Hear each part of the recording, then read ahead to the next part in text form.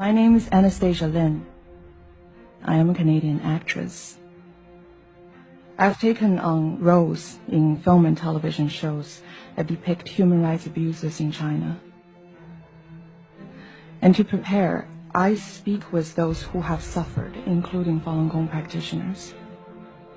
These are not criminals. These are people who believe in truthfulness, compassion, and tolerance. I wanted to speak for those in China who are beaten, burned, electrocuted for holding their beliefs. People in prison who eat rotten food with blistered fingers because they dare have conviction. I campaigned for the title Miss World Canada on a human rights platform. Recent events leave me worried for my family who are still in China. I had to choose between silence and my hope for a better China. And then I remembered, silence helps no one. Silence feeds terror. I think if every Chinese can speak up and let the Chinese government know that when they do such things, they will have a cost. So yes, I am a beauty queen. And probably the only beauty queen in history that has ever been declared persona non grata by any country. I was born in China. When I was there, I believed everything I was taught. And then I moved to Canada. And I was given the rarest gift, a chance to reconstruct my outlook on the world. I wanted to find out what had been hidden from me. So I searched for all the terms that was deemed sensitive terms by our school teachers in China. I watched videos of the brutal persecution of Tiananmen massacre in 1989. This is an event that has been almost erased from the memories of Chinese citizens' mind. I also learned about the persecution of Falun Gong. In the late 1990s, 70 to 100 million Chinese people were practicing this peaceful meditation practice of the Buddha school. Rooted in the principle of truthfulness, compassion, and tolerance, it offered an alternative to communist atheist dogma and money worship. And initially, it was supported by the government as a way to improve health. Unfortunately, Falun Gong's popularity and independence from state control came to be viewed as a threat by the ruling party, challenging its absolute control over the hearts and minds of Chinese citizens. As anyone who is familiar with modern Chinese history would know, that the party tolerates no ideological competition, however benign.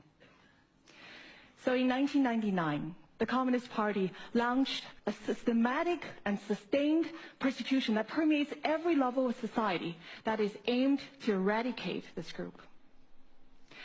In a recent report, Freedom House wrote that hundreds of thousands of Falun Gong practitioners have been detained without trial, making them the largest group of prisoners of conscience in China, if not the world. The party has officially sanctioned the use of torture to force these people to renounce their beliefs, resulting in a huge number being killed in custody. A far-reaching campaign of hatred propaganda and misinformation was used to vilify and dehumanize Falun Gong practitioners. After learning all this, I realized that I've been lied to all my life.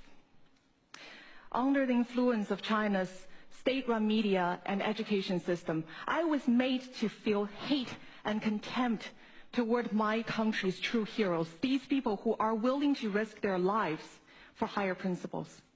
Worse still, I was made to participate in the indoctrination of others.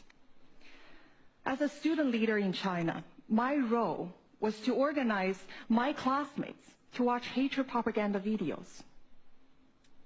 The Chinese Communist Party tries to make all Chinese complicit of its crimes. Learning that you have been deceived for so long is such a profound indignity. Perhaps that is why so many Chinese people continue to struggle to accept the truth even after they leave China.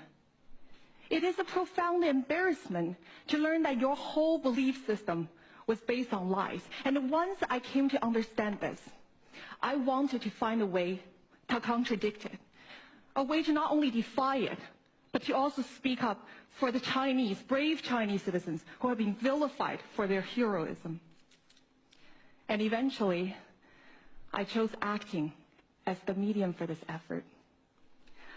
I looked for roles that moved me, that shed light on what is happening in China today, from official censorship to corruption that led to shoddy school buildings that crushed thousands of children during the Sichuan earthquake.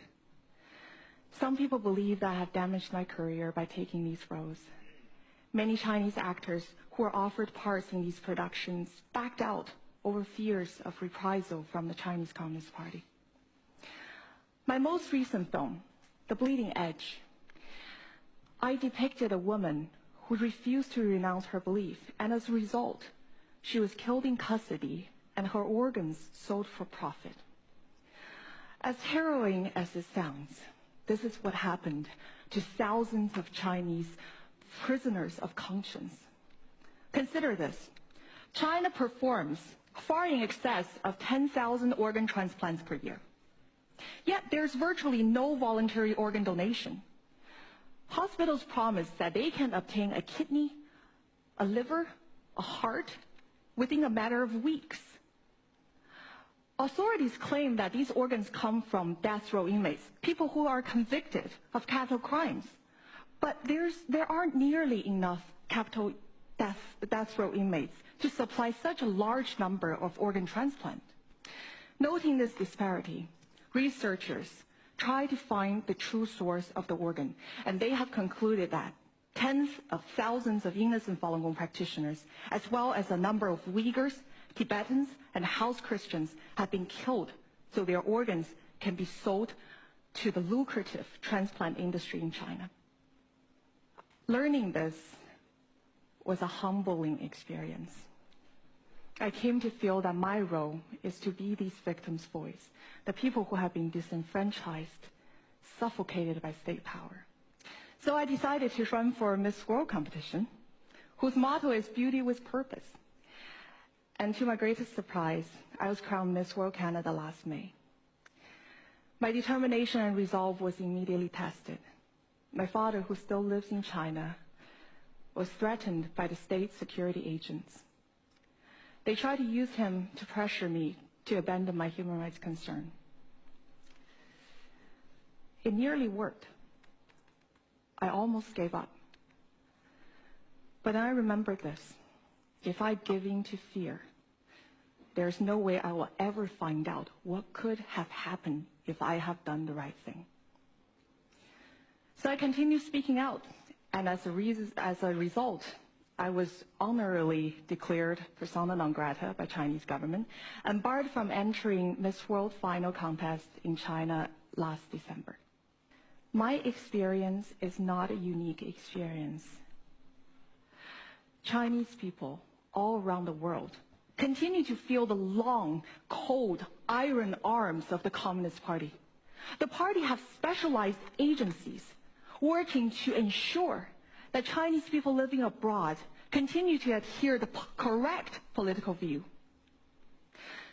If people step out of line, we risk endangering our families back home. And not just Chinese people who face this pressure. Western journalists, academics, who bravely dares to report about Chinese issue critically and honestly, they will be denied a visa to enter China.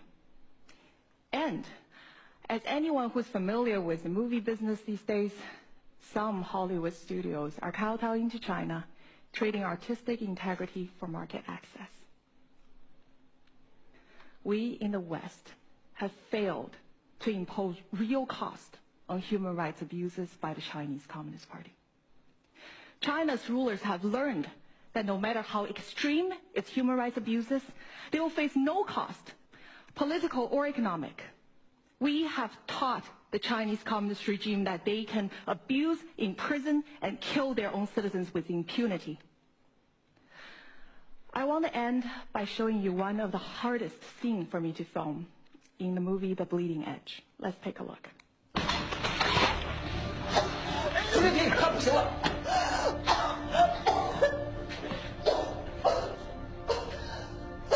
你还绝不绝食？你有没有妻子儿女？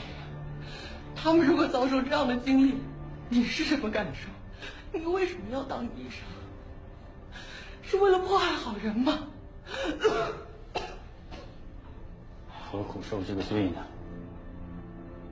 我们这样子对你，你恨不恨我们？不恨。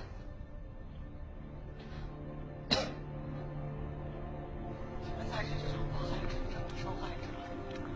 为了一份工作，做这种丧尽天良的事情。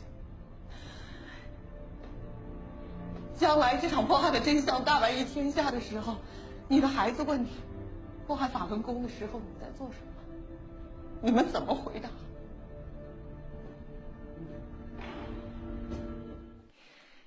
This was very hard for me to deliver. After all my character had been through, myself, my real self, loathed these men who tortured me. But the story was written based on true victims' testimony. Many of them forgave their torture. This spirit of compassion is what the dictators are really afraid of. These victims are peaceful. They're not moved by hatred, no matter how much violence is inflicted on them. They do not let themselves be corrupted. And this is my hope for the future of China. There's still so many people there who dare to risk their lives to speak up for their fellow countrymen suffering. Let us do our part to be worthy of their sacrifice and their courage. You don't need to be an actor to put yourself in these people's shoes. You don't need to be an actor to share their stories. But if you can take action, we'll be so very grateful. Thank you very much.